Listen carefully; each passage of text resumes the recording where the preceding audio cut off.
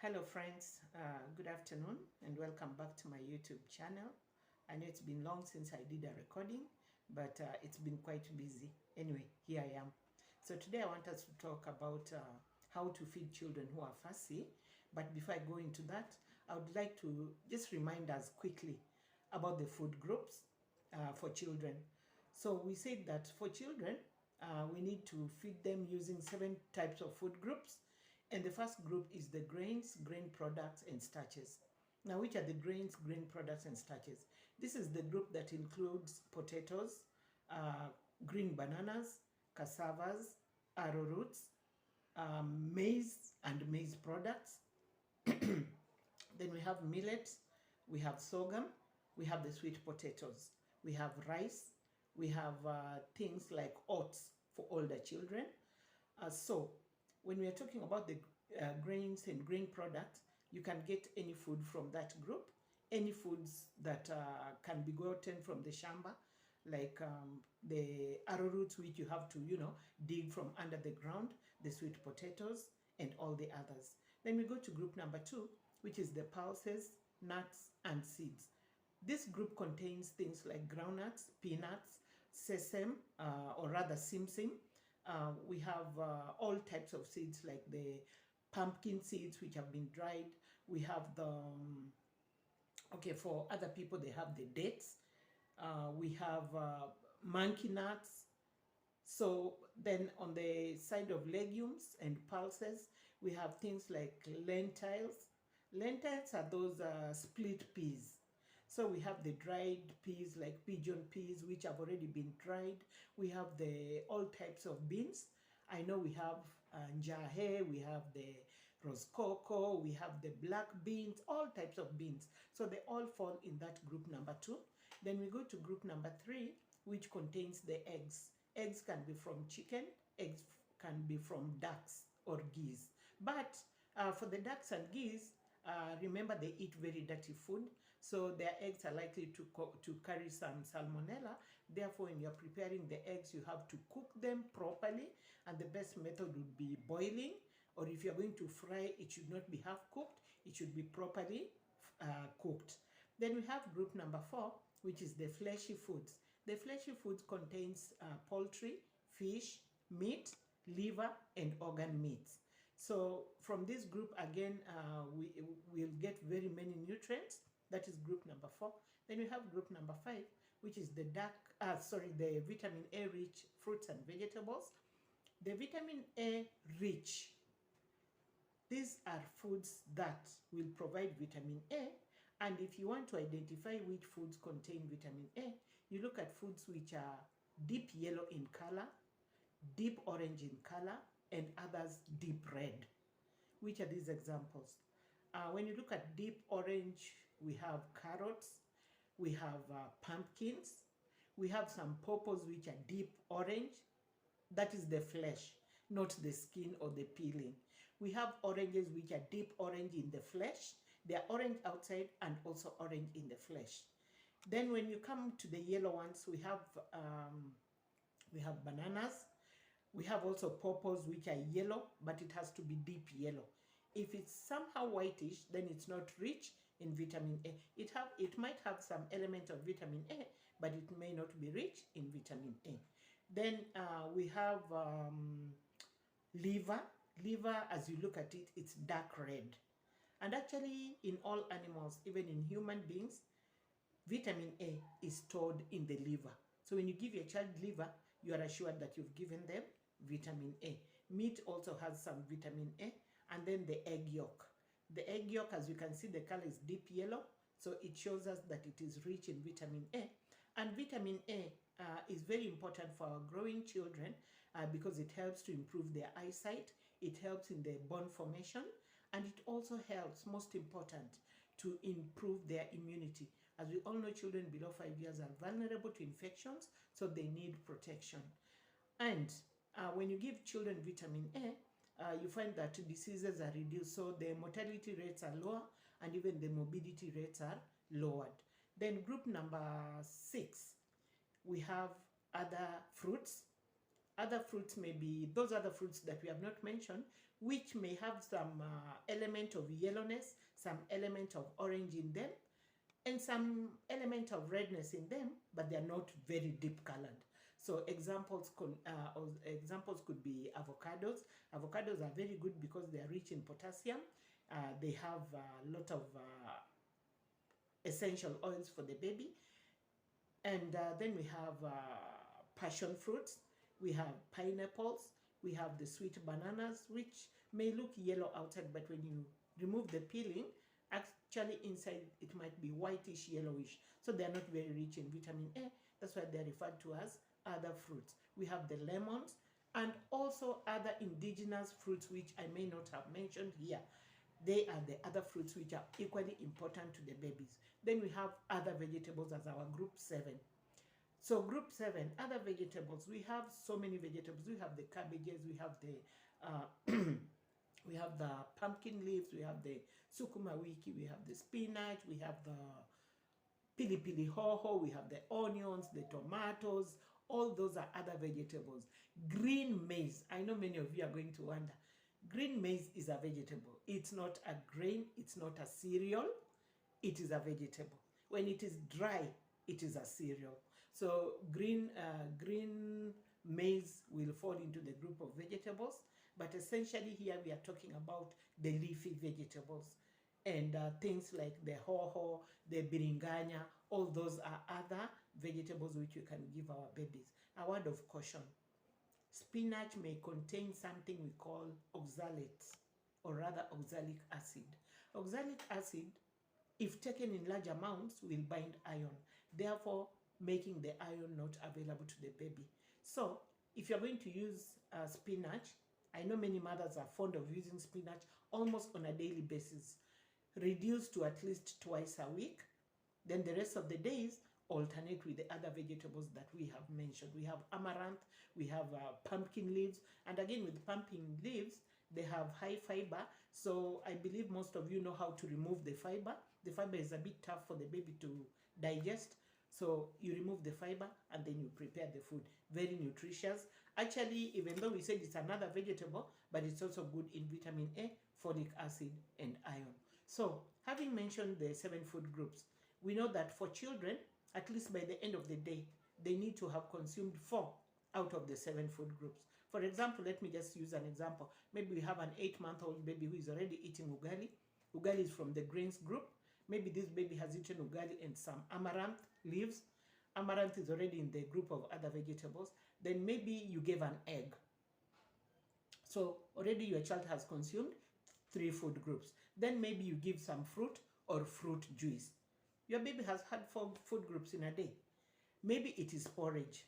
Again, we said when you're giving children porridge, do not add milk to the porridge. If you want to give your baby milk, which should be at 1 year, if you want to give your baby milk, do not add to the porridge. Even after 1 year, when they're still continuing to take the porridge, you can give the baby porridge first. Just prepare normal porridge, thick in consistency, and then later, maybe like 30 minutes later or an hour later, when the baby is hungry, now you can give them fresh milk, or you can give them yogurt, or whichever.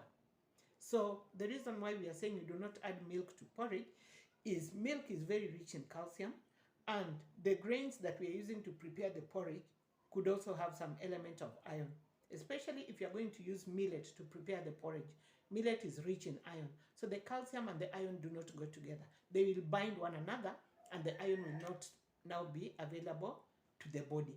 But if you give the baby plain millet, maybe millet mixed with some maize, you give them that porridge, then in the next 30 minutes you give them like milk, the iron that was already in that food will have been absorbed. The body just takes about 30 minutes to digest any food which is consumed. So mothers out there, avoid cow's milk before 1 year. It is not recommended for the baby who is less than 1 year. Their intestines are not yet mature enough to digest the whey, the casein which is present in the cow's milk. And that's why you find many children who take cow's milk, they have allergies, they have constipation, they have so many, a myriad of problems. So maybe you're asking, what will my child be taking instead? Your child is still breastfeeding, so they're still getting milk. You don't have to worry about cow's milk. But at around 7 months, your baby has started complementary feeding at 6 months, at around 7 months you can give them yogurt or sour milk, but not fresh milk, because fresh milk again has lactose, which leads to intolerance in many people. But the yogurt or the sour milk does not have the lactose. That's why we say if it's a must that you have to give them milk, you can give them yogurt, you can give them sour milk. Now, my next point is those children who are fussy. And I know most babies, they get bored with porridge, so they refuse to take the porridge. So what are you going to do? Remember, in the grains, grain products, and other starchy foods, I mentioned the maize flour, I mentioned waru, I mentioned cooked bananas, I mentioned nduma, and all those cassavas and all that. So if your baby loves any of the other grains or grain products or starches, you don't have to give your baby porridge in the morning. For example, last night maybe you prepared githeri and some remained. Maybe you cooked githeri and you added some potatoes. I know some people do that. You could wake up in the morning, take part of that food minus the maize, just pick the beans and the waru, warm it for the baby and give them for breakfast. If you had cooked supper, rice, maybe beef stew, and again, I know beef stew, most of us like adding potatoes. You can again take the potatoes, some beef, some stew, prepare for your baby. Again, we said the baby needs to eat the meat, not the soup. So you can grate the meat kidogo kidogo so that the baby is able to eat that food. Maybe you had prepared ugali for the previous night and your baby has refused porridge but loves ugali. If the ugali remains, there's a way you can warm that ugali, but make sure when it sleeps overnight, it is well covered, kept in a safe place where rodents and pests will not walk over the ugali. In the morning, you properly heat that ugali locally without the microwave. Anyway, I don't advocate for using the microwave for my own reasons. You can put your ugali in a polythene bag, or you can just boil water and you dip the ugali in that boiling water. It boils for quite some time, then you remove the ugali and you peel the top layer. Then you feed your baby that ugali with whatever vegetables remaining from the other night, or whatever stew was remaining from the other night. So ladies out there and gentlemen, your babies don't have to be fed on porridge morning, 10 o'clock, lunchtime, 3 o'clock, 5 o'clock. No, you can vary the foods. And that's why we talked about healthy snacks. Healthy snacks, like if in the morning you gave your child porridge, at 10 your baby does not want porridge, you can give them mashed avocado, maybe mixed with some bananas. Maybe you had prepared some fresh fruit juice. Maybe if it's an older child who is now eligible to take some milk, maybe you have some milk or you have some yogurt you can give to your baby. So we are saying do not force babies with porridge only, porridge all the time. No. Even you as an adult, if you're given ugali morning, ugali 10 o'clock, ugali lunchtime, ugali 3 o'clock, ugali 5 o'clock, I'm sure you'll get bored. So keep varying the diet for the baby. Prepare it in a tasty way that even you can eat. So I think ladies who have been complaining that my baby has refused to eat this, you don't have to stick to porridge. You can use just, the fact that you stay with your baby, you'll be able to know which are the foods that your baby loves. So you can take advantage of that. Substitute the porridge with the food that your baby loves. Number 3, if your baby does not like a certain food, I'm sure at least they'll eat a little. Make it more frequent. Like if you're feeding your child 3 times from morning up to lunchtime, you feed your child 3 times. Make it like 5 times so that your baby is eating kidogo kidogo, but they're eating more frequently. Then increase the energy content of whatever food your baby is going to eat. For example, if your baby likes porridge, you prepare thick porridge. Remember, I said it has to be thick enough that you can scoop with your finger. Because there are some babies, when they just see the spoon or they see a particular color of a cup, they know this is porridge, they start screaming. So you can change the container.